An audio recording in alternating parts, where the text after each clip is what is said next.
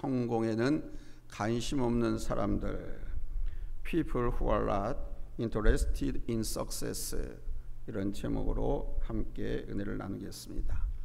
People who are not interested in success, 성공에는 관심 없는 사람들. 우리 인간은 하나님의 위대한 일을 경험했을 때나 하나님께서 역사 속에 개입하시고 일하시는 모습을 볼 때 찬양하지 않을 수 없습니다. 성경에는 하나님께서 하신 일에 대한 그 놀라움과 기쁨을 찬양하는 장면들이 많이 나옵니다. 그 첫 찬양은 출애굽기 15장에 이스라엘 백성들이 홍해를 육지처럼 건넌 후 하나님께서 행하신 그 큰 일을 보고 모세와 미리암이 하나님을 찬양하는 장면이 있습니다. 특별히 미리암은 소고를 잡고 여인들과 함께 춤을 추면서 하나님을 찬양하는 장면은 정말 아름답고, 그 찬양은 오늘날 교회 안에서 또 많은 찬양으로 불려지고 있습니다. 출애굽기 15장 21절에 너희는 여호와를 찬송하라. 그는 높고 영화로우시며 말과 그 탄자를 바다에 던지셨음이로다 하였더라 그랬습니다. 그리고 사무엘상 2장 1절로 10절에 보면 아들 사무엘을 얻은 어머니 한나의 찬양을 볼 수 있습니다. 또한 시편에 다윗 왕이 지은 수많은 찬양들이 있습니다. 신약에서는 대표적으로 예수님의 모친 마리아의 찬양이 나오지요. 동정녀인 마리아가 성령으로 잉태된 사실에 놀랬지만 믿음으로 순종하고 하나님을 찬양하는 내용을 누가복음 1장에서 볼 수 있습니다. 이 모두는 하나님께서 행하신 아주 귀한 일로 인해 찬양한 것입니다. 오늘 우리가 본 본문도 마찬가지입니다. 20여 년간 가나안 왕 야빈의 압박 가운데 있던 이스라엘을 여자인 자신을 통해서 싸움에서 승리케 하시고 해방시키신 우리 하나님의 놀라운 일들 때문에 드보라는 찬양하고 있습니다. 찬양 받으시기에 합당하신 하나님이시기에 찬양하지 않을 수가 없었던 것입니다. 우리의 삶에서도 마찬가지입니다. 우리의 삶 속에 개입하셔서 구원의 은혜를 베푸시고 나로 당신의 백성으로 만들어 가시면서 놀라운 일들을 행하시는 하나님의 일을 생각할 때 찬양하지 않을 수가 없지요. 찬양해야 할 줄로 믿습니다. 오늘 말씀은 이러할 때 우리가 어떻게 하나님을 찬양해야 할 것인가를 보여주는 말씀이기도 합니다. 첫 번째로 여호와를 노래하고 여호와를 찬양하라는 것입니다. 드보라가 이렇게 찬양을 시작하고 있습니다. 본문 2, 3절에 같이 읽겠습니다. 이스라엘의 영솔자들이 영솔하였고 백성이 즐거이 헌신하였으니 여호와를 찬송하라. 너희 왕들아 들으라. 통치자들아 귀를 기울이라. 나 곧 내가 여호와를 노래할 것이요 이스라엘 하나님 여호와를 찬송하리로다. 우리 성도들이 기쁜 소식을 듣거나 또 기쁘고 놀라운 일들을 경험했을 때 여러분 가장 먼저 외치는 말이 무엇입니까? 네? 할렐루야. 할렐루야죠. 할렐루야. 바로 이것입니다. 드보라는 지금 가장 먼저 할렐루야를 외쳐 노래하고 있습니다. 여러분 할렐루야가 무슨 뜻입니까? 여호와를 찬양하라. 아멘. Praise the Lord, praise the 예호와. 여호와를 찬양하라. 이게 할렐루야입니다. 드보라는 할렐루야 여호와를 찬양하라고 하면서 하나님을 찬양하고 있는 거예요. 우리가 하나님을 찬양할 때 가장 먼저 가장 클라이막스로서 찬양해야 할 것이 바로 이 할렐루야라는 것입니다. 핸델의 오라토리오 중 메시아는 매우 유명합니다. 매년 성탄절이나 부활절이 되면 의례적으로 바로 이 핸델의 메시아를 연주하곤 합니다. 이 메시아 중 가장 하이라이트가 바로 할렐루야입니다. 할렐루야 할렐루야. 이 곡이 바로 핸델의 오라토리오 메시아에 나오는 겁니다. 하이라이트가 바로 여기입니다. 이 할렐루야를 부를 때는요 너무나 웅장하고 너무도 아름다운 찬양이기 때문에 영국의 조지 국왕이 도저히 앉아서 들을 수가 없다. 그 자리에서 벌떡 일어나서 하나님께 영광을 돌리는 것을 기념해서 지금도 핸델의 메시아를 연주하다가 이 할렐루야가 나오면 모든 사람들이 일어나서 하나님 앞에 영광을 돌리고 있습니다. 이것이 아주 관습이 되어버렸어요. 물론 할렐루야는 하나의 찬양입니다. 그러나 그 찬양을 생각하면서 우리가 가장 먼저 가장 중심적으로 불러야 할 것이 바로 하나님을 찬양하면서 그것을 선포하는 것입니다. 아멘. 그래서 우리는 할렐루야를 자주 하는 거예요. 아멘. 하나님을 찬양하라. 기이한 일을 행하신 하나님을 찬양하랴. 우리의 기도를 응답하신 하나님을 찬양하라. 나의 기도를 들어주신 하나님을 찬양하라. 아멘. 나의 적들을 물러주신 하나님을 찬양하라. 아멘. 그게 찬양하면 하나님께 그 영광을 돌린다는 거예요. 여러분, 하나님을 찬양하면서 아주 담대하게 할렐루야를 여러분 선포하시기를 예수님의 이름으로 축원합니다. 할렐루야. 두 번째로는 하나님이 하신 일을 찬양하셔야 됩니다. 여호와의 이름을 찬양하면서 그 다음으로 이제 우리가 뭐라 해야 되느냐? 바로 하나님께서 하신 일들을 찬양하라는 것입니다. 드보라는 하나님께서 이스라엘을 다스리고 승리케 하신 것을 찬양하고 있습니다. 하나님께서 자신과 이스라엘을 다스린 것을 찬양하고 있는 겁니다. 되게 하나님이 간섭하시고 하나님이 다스리시면 우린 두렵지 않아요. 그렇죠? 어렵지 않아요. 그런데 드보라는 찬양하고 있습니다. 드보라 사사시대 때에 이스라엘 전국의 모든 교통은 다 두절되었습니다. 그나마 말 타고 낙타 타고 마차 타고 다니는데 그것조차도 편히 안전하게 다닐 수가 없었어요. 왜냐하면 국민의 생명과 안전을 보호하거나 지켜줄 군인들, 경찰들, 나라 관리들이 아무도 없었기 때문입니다. 뿐만 아니라 상인들이 생활을 하기 위해서 물건을 운반하다가는 도둑질에게 강탈당하기가 일쑤였고, 백성들이 농자를 짓고서 창고에다 쌓아두면 그것을 내다 팔려고 하면 역시 적들의 침탈로, 강도들의 침탈로 다 빼앗겨서 약탈당했습니다. 그래서 그 무엇도 어떤 것도 안심하고 생활할 수가 없었습니다. 혹여 어디를 여행하고 싶어도 안전을 지켜줄 치안관이나 관원, 군인들이 없었기 때문에 여행조차도 마음대로 할 수가 없었습니다. 이런 일들이 왜 일어났습니까?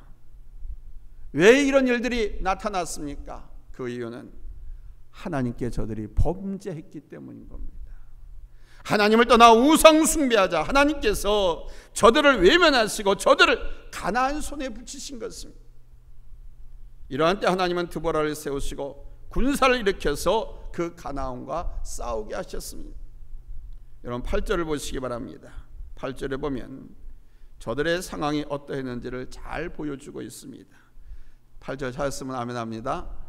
합독합니다. 시작. 무리가 새 신들을 택하였으므로 그때 전쟁이 성문에 이르렀으나 이스라엘의 4만 명 중에 방패와 창이 보였던가. 저들에게 4만 명의 군사는 있었지만 그 군사가 그 누구도 창과 칼, 방패를 갖고 있는 사람이 한 명도 없었다는 겁니다. 누구만 있었다고요? 항상? 왕이나 태자나. 여기가 사사나입니다. 그렇게 열악했습니다. 그래 반면에 적은 가나안 왕 야빈은 철병거만 900승. 그러나 이스라엘은 무기도 없었어요. 그렇다면 군사훈련도 되지 않았고 전쟁에 대한 전략과 기술도 익히지 못하고 갖추지 못한 그런 실정, 정말 오합지졸 같은 군인들이었다는 이야기입니다. 그런데 드보라 사사의 헌신을 통해서 하나님께서는 가나안과 싸우게 하셨습니다. 한 여인을 일으켜서 군사적으로 상대도 되지 않는 그 전쟁을 이끌어 가신다는 그 사실, 여러분 얼마나 놀랍습니까? 그래서 드보라는 자신을 통해 일하시는 하나님을 찬양하고 있는 것입니다. 이 찬양 가운데 드보라 자신을 드러낸 듯한 내용이 본문 7절로 8절에 나오는 것은 자기를 자랑하기 위한 것이 아닙니다. 여인임에도 불구하고 자신을 사용하신 하나님의 그 크신 뜻과 능력을 찬양한 것입니다. 하나님께서 여러분을 통해 일하시는 것을 찬양하십시오.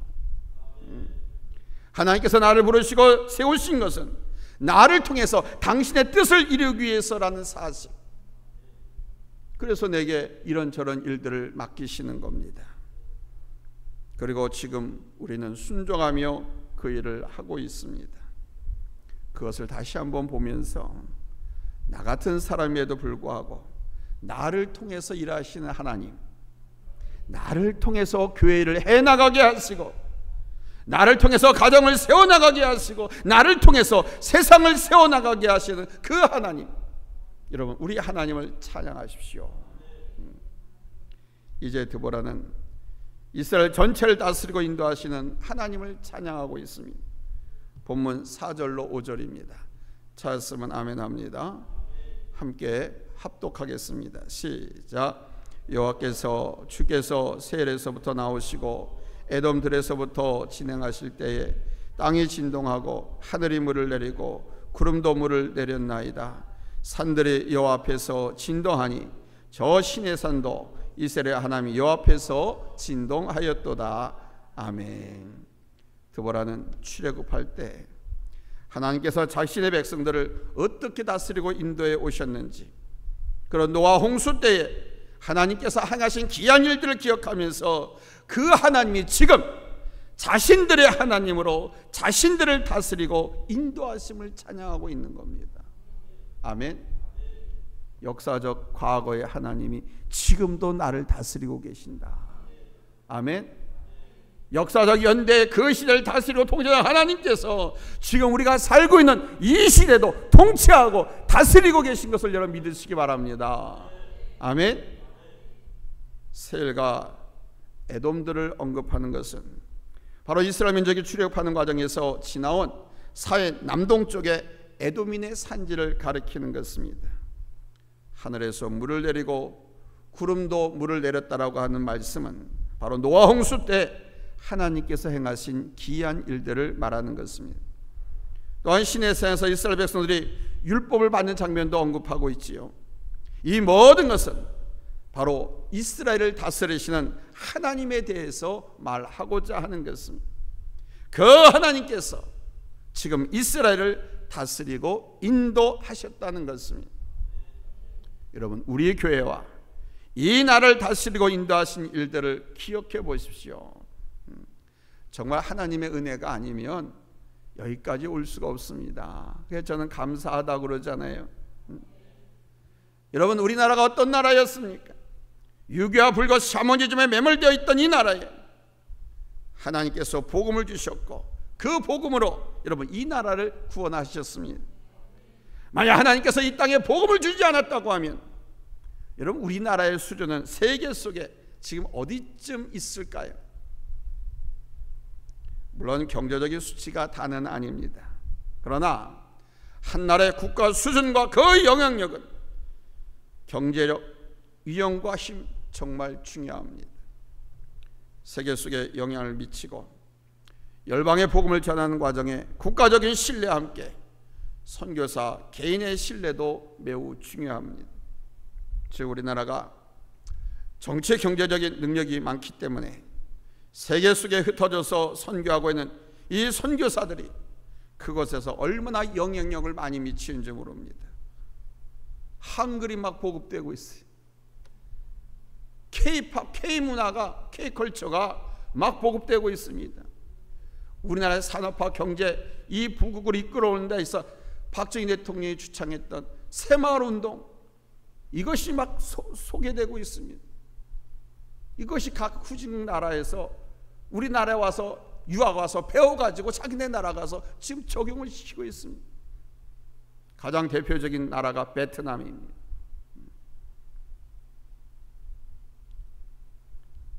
우리 한국 선교사들이 세계 각지에 들어가서 얼마나 복음을 영향 있게 전하는지 모릅니다. 선교의 대상은 세계 어느 나라든지 우리 한국 사람을 꺼리고 싫어하는 사람들은 없습니다.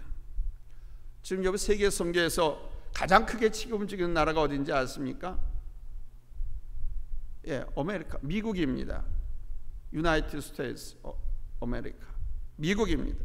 그 다음으로는 어딘지 아세요? 예, 바로 우리 대한민국입니다. 그런데요, 미국은 세계에 적이 많습니다. 중동의 모든 국가와 사회주의 국가들은 미국을 다 싫어합니다. 그래서 미국인들 대상으로 얼마나 많은 테러들이 발생하고 있는지 모릅니다. 그런데 우리 한국 사람들에 대해서는요, 세계인들이 상당히 우호적입니다. 그래서 어디서든 선교하기가 아주 좋습니다. 이렇게 할 수 있는 것은 바로 복음의 역사를 통한 하나님의 축복 때문인 것입니다. 세 번째로, 하나님은요, 성공이 아니라 승리하는 삶에 관심이 많습니다. 복음이 없던 이 땅에 복음을 주시고 교회 역사를 이루시고 선교의 역사를 이끌어 가시는 그 하나님의 다스림과 인도하심을 한번 보세요. 그러면서 우리 교회와 우리 개개인을 다스리고 인도하시는 하나님의 손길을 보면 우리는 더욱 하나님을 찬양하고 하나님을 의뢰하는 삶을 살 수밖에 없습니다. 우리 자신과 이 땅을 돌보시고 인도하시는 그 하나님 찬양하시기 바랍니다. 그리고 승리케 하신 하나님을 찬양하시기 바랍니다. 그래서 찬양도 신나게 힘있게, 아멘, 그렇게 하면 참 좋아요. 폐잔병들이 다 죽어 피죽항으로 먹는 사람 마냥 그렇게 하면 안 좋아요. 우리 찬양 간사가 찬양 인도할 때 얼마나 파워풀하고 얼마나 리비빅하고 얼마나 생생하게 이런 찬양 인도하는지 몰라요. 그렇게 하세요. 찬양은 폐잔병의 노래가 아닙니다. 인생을 실패한 자의 넋두리가 아닙니다. 찬양은 하나님을 찬양하는 겁니다. 하나님께서 이루신 일들, 그리고 하나님께서 주신 약속과 이루실 것들을 기대하면서 기쁨으로 찬양하는 겁니다. 아멘. 어려움과 실패 가운데서 몸이 병들어서도 힘있게, 능력있게, 힘있게 찬양하면 그 모든 어려운 환경들을 바꾸어 주십니다. 찬양은 바꾸는 역사가 있습니다. 찬양은 살리는 역사가 있습니다. 찬양은 구원의 역사가 있습니다. 승리케 하시는 우리 하나님을 찬양합시다. 할렐루야, 할렐루야. 오늘 본문에서 드보라는 이스라엘을 승리케 하신 하나님을 찬양하고 있습니다. 본문 13절입니다. 우리 찾았으면 다 같이 아멘합니다. 합독합니다. 시작. 그때에 남은 귀인과 백성이 내려왔고 여호와께서 나를 위하여 용사를 치시려고 내려오셨도다. 그러니까 이 승리는 하나님께서 함께 하심으로 이루어진 것임을 고백하고 있는 찬양입니다. 여러분, 하나님께서 함께 하실 때 모든 싸움에서 어떤 종류의 전투라도 여러분 하나님께서 함께 하시면 승리할 수 있는 줄로 믿습니다. 아멘. 혹여 하나님을 떠난 싸움은 잠시는 승리할 수 있을지 모르지만 온전한 승리를 거둘 수가 없어요. 때문에 우리 하나님의 백성들은 하나님을 큰 싸움이든 작은 싸움이든 시시때때로 수시로 언제든지 우리 하나님을 전적으로 의뢰하셔야 됩니다. 이스라엘 출애굽할 때 아말렉 족속과 전쟁을 할 때가 있었습니다. 그때 이스라엘은 군사적인 조직이나 무기, 훈련 아무것도 없었어요. 변변치 못한 상태입니다. 아직 가나안 땅에 들어오는 과정이니까 가나안 땅에 들어와 싸울 적에도 무기가 없었는데 왕을 세웠을 적에도 왕밖에 칼이 없었는데 나머지 군사들은 뭐가 하고 있어요? 낫이나 괭이, 삽, 몽둥이. 그러니 뭐 군사 훈련을 받았겠어요? 정신 훈련을 받았겠어요? 400년 동안 노예 생활만 하던 그 백성들이 어떻게 체계적인 군사 훈련을 받았겠습니까? 아니 400년 동안 노예살이 하던 사람이 하나님께서 모세를 통해서 바로 왕이 선포하잖아요. 다 나가라, 나가라. 근데 이것들이 노예 생활을 했다 보니까 은근 보화만 가지고 나왔지 칼이나 무르기는 하나도 안 갖고 나왔어요. 그러한 저들이 아말렉 족속과 전쟁을 해야 하는 그런 상황에 맞닥뜨렸습니다. 그때 모세가 싸우는 이스라엘 여호수아의 군대와 아말렉 족속의 그 현장이 다 보이는 산꼭대기에 올라가서 양손을 높이 들고 기도했습니다. 이 모세가 손을 높이 들고 기도할 때는 여호수아 군대가, 이스라엘 군대가 막 우세해가지고 적군을 물리치고 막 밀고 들어가는 거예요. 근데 팔이 아파서 팔이 내려오면 이스라엘 군대가 뒤로 밀리는 거예요. 막 나가 자빠지고 죽고 막 패하는 거예요. 근데 이것을 아론과 홀이 옆에서 봤어요. 야, 저 우리 지도자 모세가 손을 들고 기도할 땐 우리가 이겼는데 저 손이 내려오니까 저 봐라, 우리 아들들이 다 죽네, 밀리네. 모세의 손을 우리가 잡아주자. 가지고 양쪽으로 가서 아론과 훌이 모세의 양쪽 손을 받쳐서 손이 내려오지 않고 계속 기도하도록 떠받쳐줍니다. 그렇게 해서 이 아말렉 족속과의 전투에서 이스라엘이 승리했습니다. 기도를 돕는 아론과 훌, 하나님께 기도하는 모세, 하나님께서 싸워주시기 것을 믿고 나가서 싸우는 순종하는 여호수아와 이스라엘 백성들, 이 삼박자가 다 같이. 근데 실제 누가 싸우느냐? 하나님께서 싸우십니다. 아멘. 아멘. 무기도 없고 군사훈련도 받지 않은 그 이스라엘 오합지졸 군사들을 가지고 하나님께서 싸우셨으니까 이긴 겁니다. 아멘. 모세가 기도하니까 하나님께서 움직이십니다. 아멘. 하나님을 전적으로 신뢰하고 의뢰했기 때문인 것입니다. 우리 그리스도인들의 영적인 생활도 마찬가지입니다. 여러분, 우리는 항상 나 자신과 세상과 싸워야 합니다. 여기서 세상이란 마귀의 세력을 말합니다. 나 자신이란 성령의 뜻대로 움직이는 것이 아닌 육체 욕구대로 움직이고자 하는 나 자신입니다. 영의 생각과 육의 생각의 싸움입니다. 이런 세상과 우리는 싸워야 됩니다. 이 세상이 사탄의 권세하에 있고 마귀의 세력입니다. 사실 우리의 관심은 성공에 두어서는 안 됩니다. 물론 세상에서 성공적인 삶을 사시는 것은 필요하고 중요하지요. 그러나 우리 성도들이 각 영역에서 성공적인 삶을 살 때 하나님을 믿고 의뢰하는 백성들이 어떠한지를 세상에 드러낼 수 있습니다. 그래서 성공적인 삶을 살면 좋습니다. 그리스도인들이 하나님을 믿고 의지함으로써 성공적인 삶을 사는 것이니까 하나님을 증거하고 복음을 전하는 데 아주 유용합니다. 그러나 이것보다도 더 중요한 것은 빅토리, 석세스가 아니라 삶의 승리라는 것입니다. 성경은 석세스에 대해서 말씀하시지 않습니다. 성경은 늘 빅토리, 승리에 대해서 말씀합니다. 즉 우리 하나님의 관심은 당신의 백성들의 성공에 있는 것이 아니라 어떻게 승리하는 삶을 사느냐에 있는 거예요. 여러분, 우리는 매일 승리해야 할 줄로 믿습니다. 아멘. 승리의 삶은 바로 우리에게 자유와 평안과 축복의 삶을 가져다 주기 때문입니다. 승리하는 사람의 심령 속엔, 생각 속엔 사단이 틈을 못합니다. 그러나 성공 뒤에는 많은 유혹들이 따릅니다. 그 성을 지키기 위해서 많은 시험들과 염려들, 유혹을 안고서 가야 합니다. 때문에 우리에게 성공보다 더 중요한 것은 뭐다? 승리입니다. 승리가 더 중요합니다. 이 승리의 삶을 얻고 우리가 누려야 하고요, 이 승리를 가지고 하나 앞에 나와 찬양하며 영광을 돌려야 합니다. 하나님은 항상 우리가 승리하는 삶을 살기를 원하십니다. 사랑하는 성도 여러분, 우리는 매일의 삶을 통해서 할렐루야의 삶을 살아야 합니다. 곧 하나님을 찬양하는 삶을 살아야 합니다. 드보라가 이스라엘을 다스리고 승리하신 하나님을 찬양했습니다. 이와 같이 우리도 우리의 각 사람 그리고 교회, 이 땅을 다스리고 섬세하게 인도하시는 우리 하나님의 손길을 생각하면서, 그리고 그것을 느낄 때마다 하나님께 감사하고 찬양해야 합니다. 그래서 성도들의 삶에는 찬양이 떠나지 않는 거예요.